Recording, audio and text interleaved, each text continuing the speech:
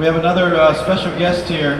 She is the president and co-founder of Patients Out of Time and the president and founding member of the American Cannabis Nurses Association. So please welcome, ladies and gentlemen, Lynn Mathre.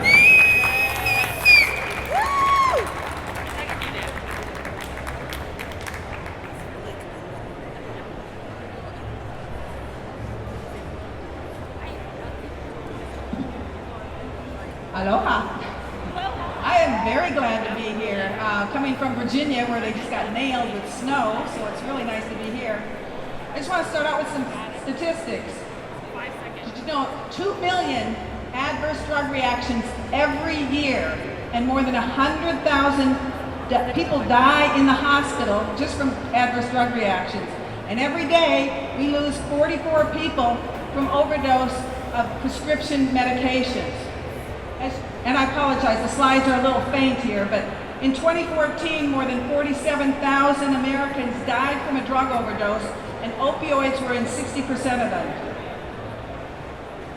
My name is Lynn Mathre. I'm a registered nurse of more than 40 years. I'm a Navy veteran, so the veterans issues is huge for me. I'm married to a Vietnam vet. I was a Vietnam era nurse. Then I want to talk to you about the remarkable safety of cannabis. For the past 14 years, nurses have been ranked the most trusted professionals. So I think we kind of earned that just by the virtue of the fact that we spend the most time with patients. We provide nursing care, we educate about medications, we monitor the effects of treatments and medications. And unfortunately, most of our time in the clinical setting is set around medications, medicating or running around trying to take care of the side effects of the medications we give. As a nurse, we get things drilled into our head. We soon learn we can kill people real easily. We have to know that we've got the right drug, in the right dose, at the right time, by the right route, to the right patient. And when you're dealing with thousands of medications and 20, 30, 40 patients at a time, that's a really scary thing. We get our heart pounding when we think, oh my God, did I just give this to the wrong person? So this is very important. Don't fool yourselves. So the main thing for anyone that nurses want to know is any medication can kill you. It's up to you to know the risks and the benefits before you take something. Don't just take a pill because somebody says, here, it's going to help. And just as Michelle said, it gets very complicated. They give a drug, they try to medicate another symptom, they give another drug, and before you know it, you've got a pharmacological soup stewing in your body. I think many people have grown up with the marijuana, gateway drug, amotivational syndrome, leads to murder and rape. That was the Reefer Madness from way back when, that it destroys brain cells. And the fact that it is in Schedule 1, that's a forbidden drug category. Physicians cannot prescribe for that. The point is, cannabis is and was an old medicine. You can see them a little on the left side there. Those are Eli Lilly bottles, labels from that. Tincture of cannabis, they had cannabis pills. Dysmanine was for menstrual cramps for women back in the day. It worked excellent. And they had corn plasters, they had topical cannabis products. And yes, they even smoked it. Canadana for asthma, cigarettes to help people with asthma. Back in 1985, I went back to nursing school. I was out of the Navy. I went back to get my master's degree, and I did my thesis on marijuana disclosure to healthcare professionals. At the time, marijuana was the most used illicit substance, and I thought, well, are we asking patients about their use? And if we asked, would they admit to use?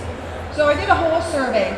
The last question I just asked, do you have any health concerns? And I listed the possible things that they could check off, and they could check off more than one if they wanted to. But 25 people checked other. And of those, they said, I use it for migraines. I use it for migraine headaches, nausea and vomiting. I'm a spinal cord injured patient. I use it for spasticity. I have multiple sclerosis. It helps me. This was like, wow. I didn't know that. I knew marijuana, drug of abuse. That's all I knew. How could I not know that this was helpful? Well, we go back to Reefer Madness back in the 1930s that started it all. If you haven't seen the movie Reefer Madness, it was a college hit back when I went to school in the 70s and 80s. It is so ridiculous, you can't believe it was true. But you try cannabis and next you know you're either going insane or you will commit murder. It was just ridiculous. But we've grown up with that. From that, we developed the Controlled Substances Act. Here's another thing that doesn't make sense. Cannabis is put in the forbidden drug category along with peyote, MDMA, heroin. But along the way, back in 1985, they fast-tracked a drug, synthetic, pure THC, the cannabinoid in cannabis that causes the high. When the government says we're going stronger and stronger marijuana today, and they say, oh, it might be 20% THC. Okay. Oh, we're supposed to be scared of that. They made this pill Marinol, dronabinol. It's THC. It's pure THC and sesame oil. And after several years of being on the market, that was in 85, by 1990 they lowered it. It's the only drug they ever down-regulated. We find these synthetic drugs and we put them into the forbidden category, but rarely do we lower them. Well, there was no diversion, so they lowered this to a Schedule 3. Physicians can write a recommendation for it any time, but they can't use the natural plant. So if we talk about drugs, just need to talk a little bit, when I compare that, back in 1988, it was a long battle, over 20-year battle of trying to reschedule cannabis. The DEA's own judge, their administrative law judge, saw all that evidence, and he wrote that it should be out of Schedule 1. It doesn't belong there. And he said, marijuana in its natural form is one of the safest therapeutic substances known to man. I mean, here's a judge, but he can look, he can understand the science. That's amazing. I mean, this is safer than aspirin. I want to talk a little bit about the two organizations. Patients Out of Time, our old logo there, I don't know if you can see it, but it was the marijuana leaf, the wheelchair, and the 11th hour, the clock at the 11th hour. We understood at that time that patients need it now. We don't need more research on its safety, and I'll talk about that in a little bit. We need research on how to dose properly, how to use it, how to use the cannabis most effectively for each individual, because it does vary. But in the meantime, it is safe. Anyone should be able to grow this plant, use this plant. We've moved up to, last year we celebrated our 20th anniversary, so we just updated the logo a bit. When we do our conferences, Patients Out of Time, we bring around, since 2000 we've been doing conferences, we bring leaders from around the world to talk about the latest science.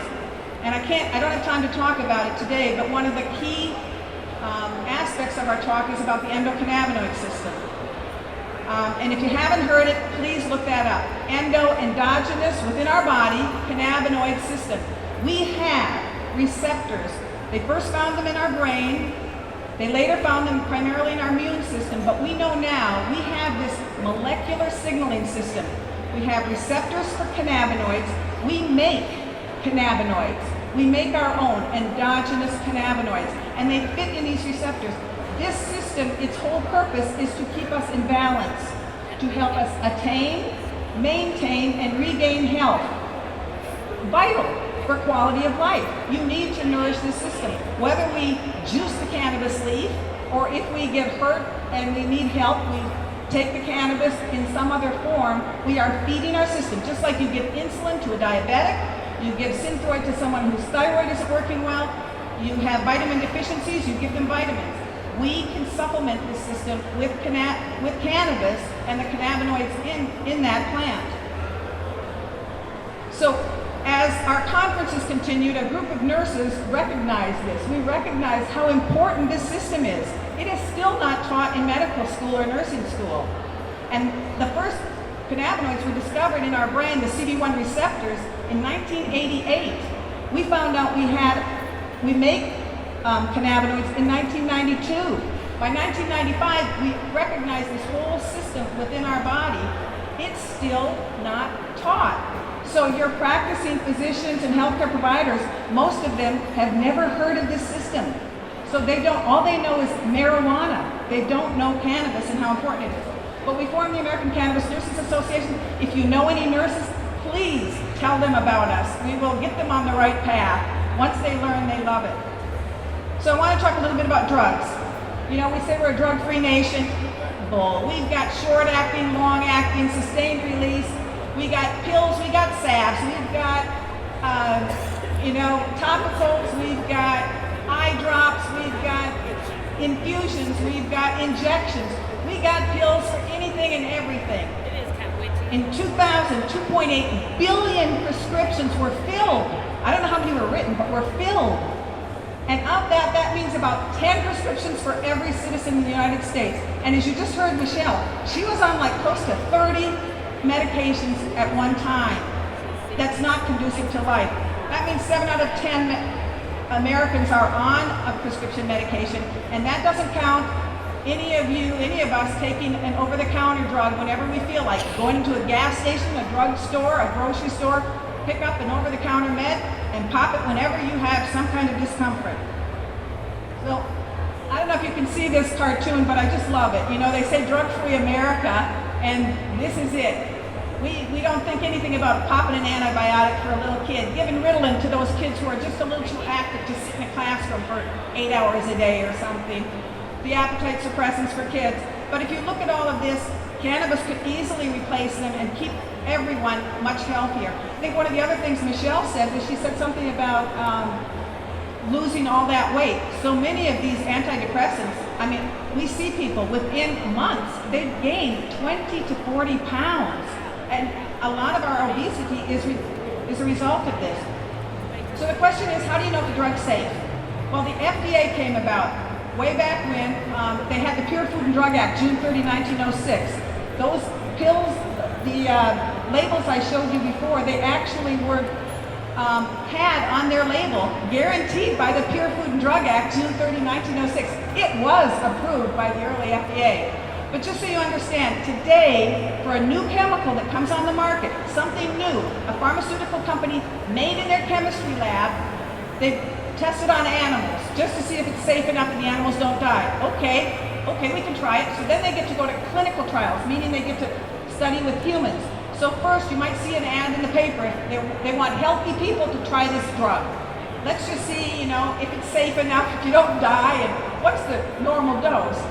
If they pass that, they go to phase 2 trials. That means people with the disease condition get in on the study, and they test it to see what are the side effects and what would be the best dose.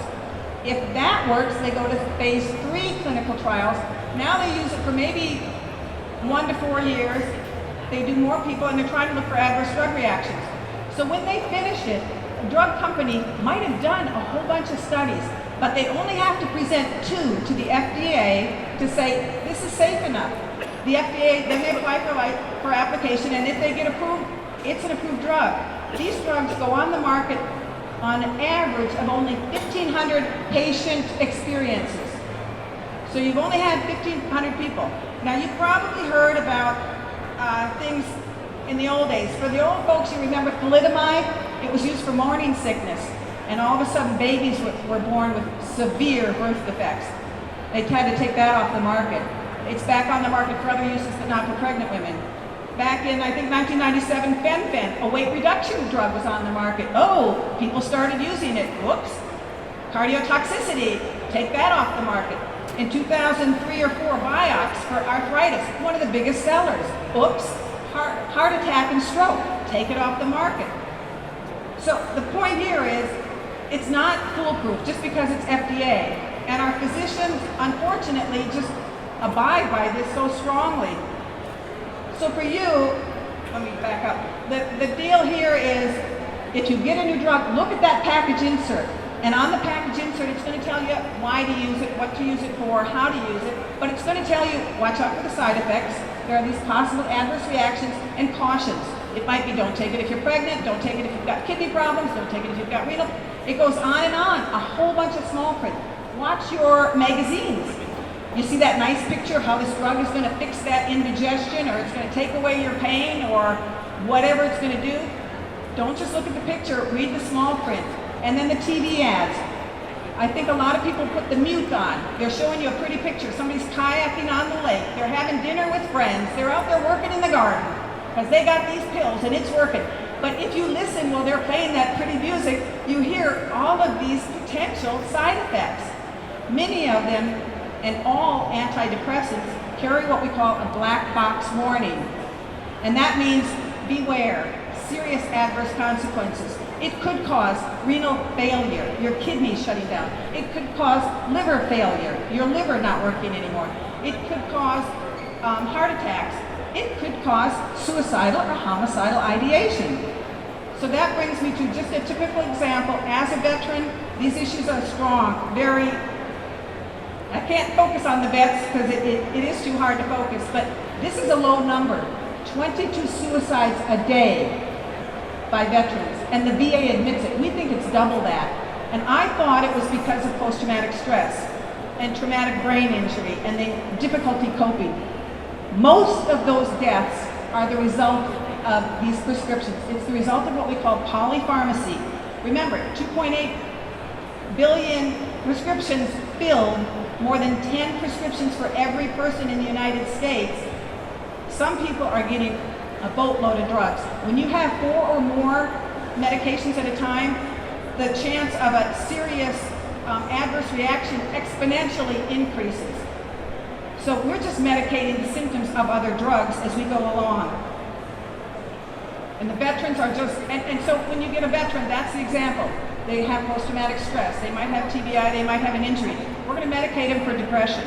We're going to give them something for anxiety. We're going to give them something because they can't sleep at night because of the nightmares. They're hurting a great deal. We give them something for pain.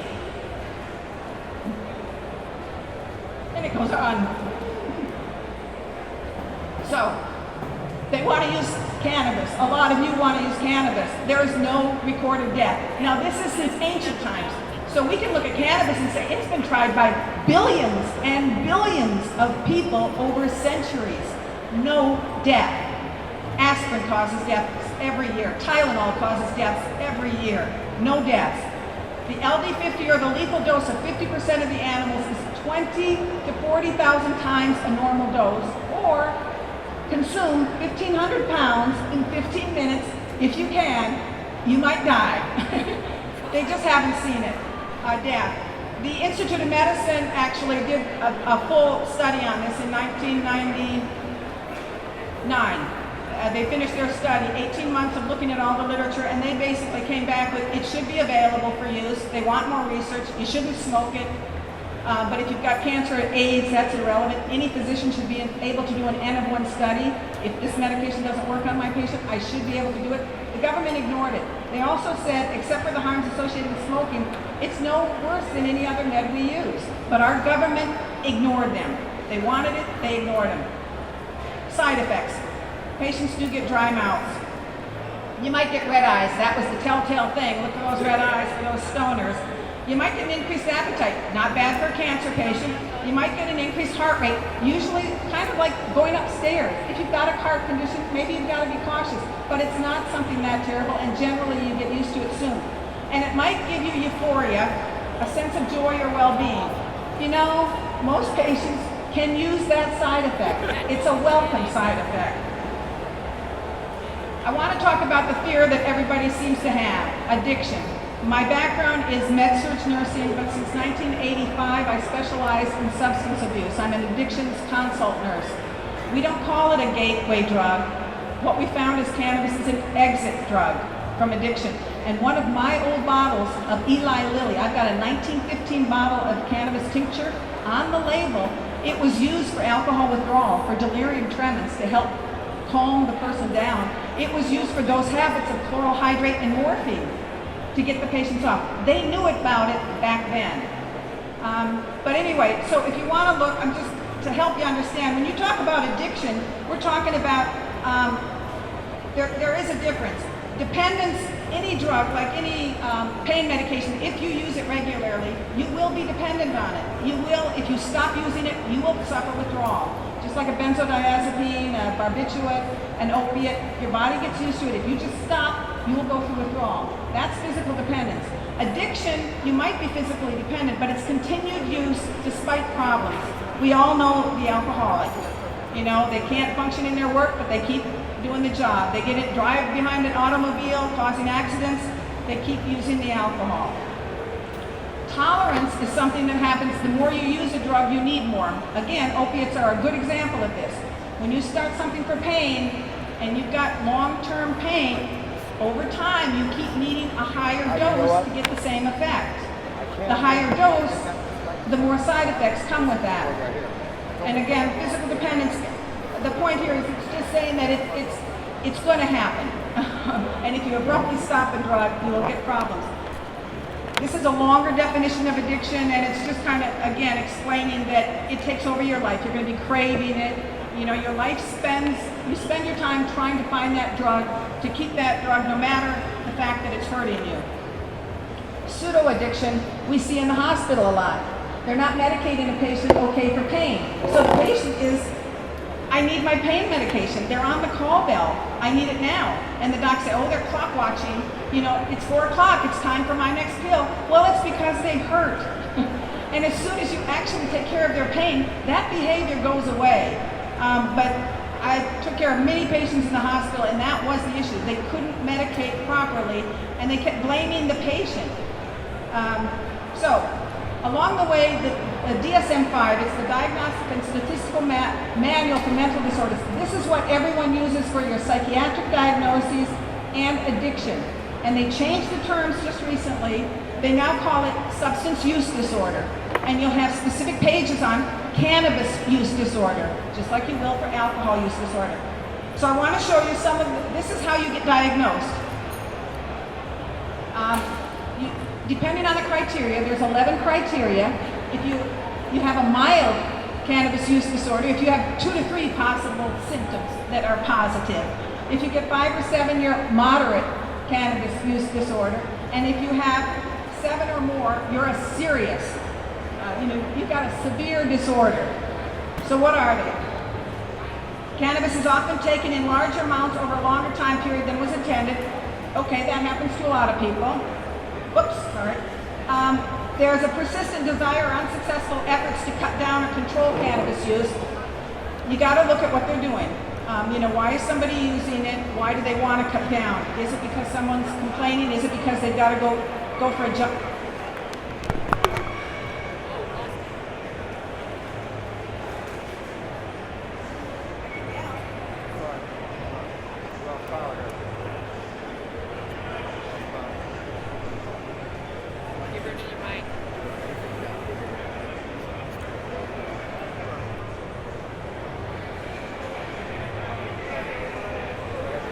No? We got it back. Okay. Now get this one. A great deal of time is spent trying to find your drug. Well, if it's illegal and you have to grow it your own, it takes a lot of time. The craving is generally not that bad. But how about a recurrent cannabis use resulting in failure to fulfill major obligations at work, school, or home? And then they get into social problems. Well, when you're growing or trying to get it, you can't have neighbors over for fun anytime. They can't know about your grow. You got to be careful when you open the door. Who's there? Who's coming in? I'm sorry, you can't come in. Is there something on the table that they might see? Have you been using it in the house? So the problem with these diagnoses, the criteria is they're not separating the prohibition of cannabis from the cannabis use. You finally get some of these last ones. Again, persistent problem. And they say, remember, some of the withdrawal might be depression or a decreased appetite. Well, if you were depressed and you tried all these medications, they didn't work, you find out cannabis helps you, and then they make you stop using your medicine, yeah, you might feel depressed again. If you couldn't eat, you had some kind of eating disorder, and this finally gave you the appetite, took care of the nausea and vomiting, and then they took that medication away from you, you might get nauseated again. So it's not separating this. 10 and 11 are two curious ones, tolerance and dependence, withdrawal. The tolerance, very slow to whole cannabis. You'll develop tolerance to the marinol, the THC, much sooner than you will to cannabis. We have federal patients who have gotten cannabis from the government. They're on our board of directors for Patients at a Time. Irving Rosenfeld, 33 years now. He gets a tin of marijuana cigarettes from the government. He's been using the same dose for 33 years. Bob Randall, the first patient to get in this study, he's dead now, but he had glaucoma, 10 cigarettes a day. One time, he ran out early. What happened? This is strange. They went and they found out the government took their 1 ounce, or their little 1 gram cigarettes and reduced it to 0.8 of a gram. Didn't tell the physician, didn't tell anybody. But he, okay. Anyway, he realized he was using the same amount and he just ran out sooner because they gave him less. They got that straightened out. But the asterisks there, when I go to, these are the 11 criteria. The tolerance or withdrawal, you don't count them. A physician is not to count them if the physician prescribed those medications. So if as a care provider, if I were a nurse practitioner and I put somebody on opiates and their life was kind of in shambles because of it, they got high tolerance to it, they would have severe withdrawal if I took it away. I don't count those symptoms because I recommended it, I prescribed it. But if a patient decides this is going to help me and they got it, then it's bad. So the criteria is screwy. This just gives you some comparative rates. This is an old rating, but they believe it today. Everybody uses it. Tobacco, 32% will become addicted who try tobacco. And we all know tobacco, it's a very tough drug to get off of. Heroin, about 23% who use it will become addicts, will become dependent on it. We go down to cannabis, 9%, and I will say people can get addicted to it. But I'll tell you, 9% is a high thing. Again, they're using the wrong criteria to put in it. They are going on with blinders, not acknowledging that a patient is actually using it for a health problem. As soon as they see someone using it daily, that's a negative. So we've got that mixed up. This is a rating by a guy from NIDA, the National Institute on Drug Abuse. And they were asked to rate these 6 drugs. The first one, dependence, was really more about addiction because withdrawal addressed the physical dependence. But if you can see, cannabis, lowest addiction rate, lower than caffeine. How many people can't start the day without their cup of coffee? You know, people really need that. They crave it. How withdrawal? Side effects lower than caffeine withdrawal. Tolerance slower than any of the other drugs. Reinforcement, yeah, people like it it's a little bit more reinforcing than caffeine. And yeah, intoxicating, it's more intoxicating than caffeine or tobacco, which why people do choose to use it sometimes just to relax. It's a safe choice. When we look at treatment, we will never send somebody in for detox on cannabis. We're not going to get them they will never go in a hospital. Alcohol withdrawal, benzodiazepine withdrawal can be life-threatening. Very often they need to be in a hospital. Heroin withdrawal, oxycodone, all the opioids, may or may not go to hospital, but I tell you what, most patients think they're going to die going through withdrawal from opiates. Cannabis, not a problem. Treatment, they do have different treatments for patients. 2 things that are really funny, not funny, tragic, I guess. Rimonabant was a French drug. It was actually an antagonist to the cannabis receptor. So when it went in there, it would block the effects. And a lot of us thought, that's not a good idea. But they thought, oh, what a good drug it would be for weight reduction. Because if cannabis gives you the munchies, this would take away your appetite. So then they thought, well, if you have a cannabis addiction, we can give you Rimonabant. Well, what happened is as people started using it, depression set in. Suicidal ideation. They took it off the market. Not a safe thing. Do not mess with your endocannabinoid system. Not good. Then the other thought is they thought, well, we can give those cannabis addicts, we can give them Marinol, like methadone for an opiate addict to put them on methadone maintenance, a safer drug than heroin, longer acting, keeps them kind of steady. So they thought, well, instead of smoking that pot, we won't give them this natural plant, this safe natural plant. We'll take out the psychoactive piece. And we'll let them use that for treatment. It would be like the people in South America who chew the coca leaf and somebody's saying they've got an addiction and we'll give you pure cocaine to treat your addiction to the coca leaf.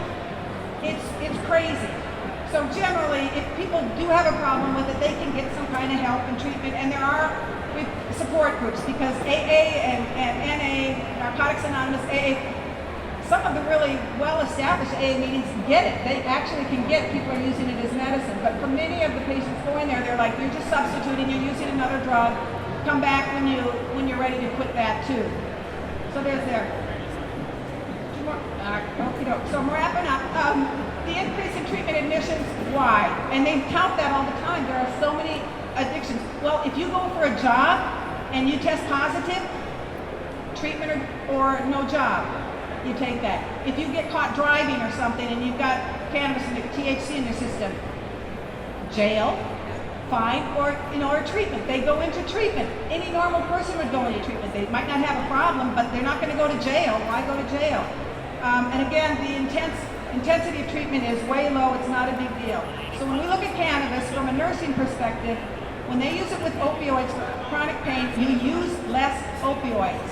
It happens across the board. Patients get off those medications. So we call it opiate sparing. It can be used very well to help people get off. And that's why most addicts list cannabis as a drug they use. Sometimes they don't know it, but if they can't get heroin, cannabis will help them feel better. If you can't get alcohol, cannabis will take care of you until you can get your next drink. Until you get your next pill, whatever you're taking, it will help you with withdrawal. But the addictions people think it's just another drug. We call it an exit drug, and again, it's been used just like methadone for heroin. It has been used with success as a substitute because it puts you back in balance where those drugs take you out of balance. Real quickly, I can't go into this, but there are a couple studies basically showing people in opiate treatment program using this naltrexone, which literally is kind of an antagonist to the other drugs, so they stop using it. They do better if they use cannabis as well. In a methadone clinic, those who use cannabis, not that it was legal, but they did a study in Philly. Those who use cannabis during induction, when they're trying to get the dose right for methadone, they did much better and stayed in treatment because cannabis helped them feel better until they got to the right dose. So all in all, this is a bad practice, the cannabis prohibition. We end up with healthcare professionals because of the intimidation. They don't even want to learn about the endocannabinoid system. They don't want to hear you tell them that cannabis helps. They actually refuse to treat patients. They've stopped paying prescriptions for patients. You tested positive on that drug screen, you don't get any more opiates. They put somebody in withdrawal. That's malpractice. You look more and more, the whole idea is giving you a pill that has a lot of side effects before they try the safer drug, cannabis. From my perspective as a nurse, you want to try the least harmful first, so you should try cannabis. If it helps, great. If you need more help, they might have a medication. They've actually taken patients, legal cannabis patients, off transplant lists because of cannabis use. And these patients, that was the only thing keeping them alive until the transplant. And they just took their life source away, and we lost patients because of this. So think of cannabis, wide margin of safety. If you need something quick, you can smoke it or vaporize it because it will work like that. You take it in other forms when you want something more long-acting. But improves sleep, quells nausea and vomiting. It's an anti-inflammatory. As we get older, most of our diseases are because of inflammation. One way or another, something's going wrong in our body, and the inflammation causes harm. It decreases pain without the mental clouding. Patients aren't in a fog. They aren't going to fall down and hurt themselves. They can talk with their family at end of life. They are awake and with it. Decreases or eliminates other medications. Again, the more you add, the more dangerous it gets. It has a low risk of addiction compared to most of these drugs that are passed out readily. So I look at it as a harm reduction medication. Todd McAree is now deceased, but at the time he said we should be thinking of cannabis as a medicine first that happens to have some psychoactive effects, as many medications do, rather than as an intoxicant that may have a few therapeutic properties. So we need to do a complete reverse of how we look at this drug. The risk quickly, and I know I've got to get quick, but when we think of risk, it's the prohibition. They always talk, we can't have people smoking medicine, and most people who are in the industry say, well, we're not. We're telling them how to vaporize. We've got tinctures for them. We've got edibles. We've got topicals. There's transdermal patches that last for 12 hours for patients. But again, it's the prohibition. The fact of lack of quality control. Patients need it. Where do they get it? Is it safe? Is it grown safely? And do they know what's in that medicine? And if they find it works, can they go and get the same thing day after day, month after month, year after year? Or is it a whole different kind of cannabis and it doesn't work as well as the one before? The the medical supervision. Because of these crazy laws, our hands are tied. It's a Schedule 1. I'm not supposed to touch it. The physicians are not supposed to touch it. We make the recommendation, and you're on your own. Good luck. Wish you well, but go find it. And the legal consequences. So I end with the fact that the legal consequences are serious. The veterans, they fear what happens getting kicked out of the VA if they're using it. But we have people, I put up the cartoon, I think that says it better. The SWAT team's coming into the house. This happens. It's not a joke. People have been killed because wrong house. Whoops. And somebody's just trying to defend themselves when cops bust through their door. They easily killed the pets right in front of kids. They had shot their family pet and let it bleed to death. Both dads put in handcuffs, and the kids are told to sit on a couch with a gun pointed at them. The prohibition is really harmful. So thank you for your time. And I just want to say, trust me, I'm a nurse. I'm not gonna lie.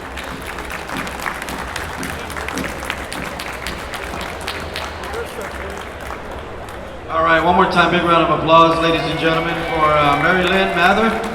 Very educational.